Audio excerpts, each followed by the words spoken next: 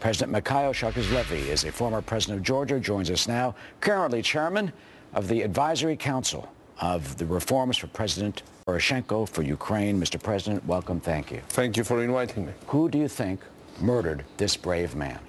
It's not, we shouldn't ask who, but I think what. And I think what really murdered him is the system. And that was created by Putin.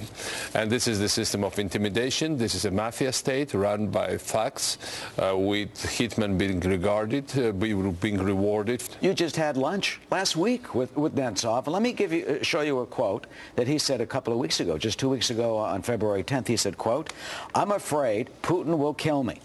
I believe that he was the one who unleashed the war in the Ukraine. I couldn't dislike him more." What did he tell you at that lunch? Did he have fear? Did he express any sense that he could lose his life in this battle? Well, we had a couple of meetings for the last couple of weeks, and he was coming often to Kiev, and he was lately especially interested in evidence of participation of Russian troops into this, and he wanted to bring the truth, because you know the way how this brainwashing in Russia works, that most of the Russians are convinced that this is America, not Russia, leading war in Ukraine, that actually Russians have nothing to do with it. There are some Nazis running around and anti-Semitic Ukrainians killing Jews and Russians, etc. And of course, this is all it's a very old-style propaganda, but that's basically suffocates the whole public opinion in Russia. And he was one of the brave people who tried to dare. You know, he was exactly opposite to what Putin and his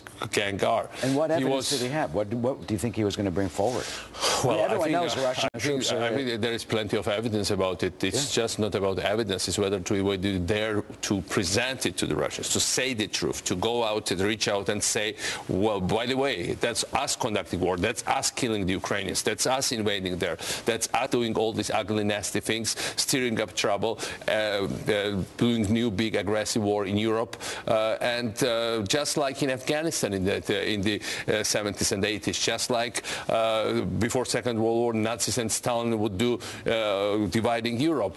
But it takes courage to say it in today's Russia, because the whole climate is just so dangerous. And so, you know, Boris was one of the liveliest persons I met. I knew him since the mid-90s. We often disagreed.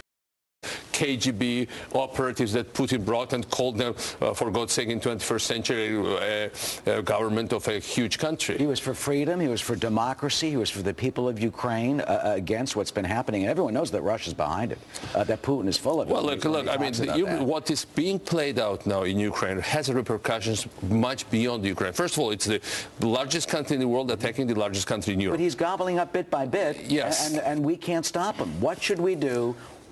Should we arm them further, or will that only inflame Putin? What should the West do to protect democracy and liberty in Ukraine? I think, first of all, to say very plainly what David Cameron of UK said, this is Russian invasion, period. Not some pro-Russian rebels, not some, you know, local whatever, civil war. Real invasion. Second, of course, when somebody says, you know, I had lots of arguments, I had lots of meetings, I met with dozens of senators and lawmakers on the Hill, and when they say, some of the people who, most of them, what do you want?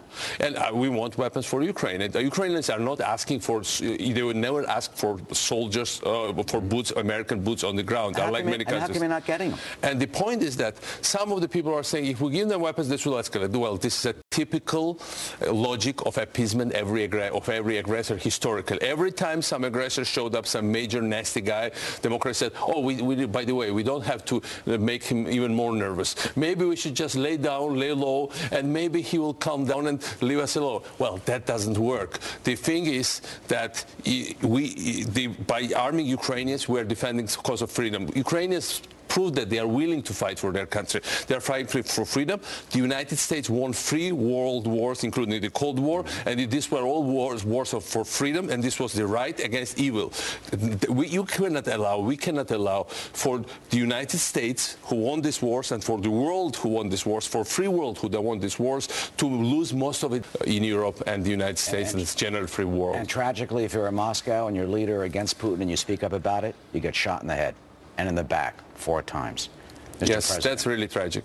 And, it reminds me a little bit of Milosevic of Serbia. In the end, he was shooting his opponents. He ended very bad.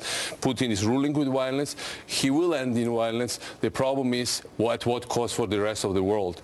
And that's what we should all be aware of, that, just appeasing him or trying to, delay this whole process is not going to work. The world needs to act now, because at later we'll have all to pay higher cost, and it might be also too late for some of people like Nemtsov, but also for some of the countries.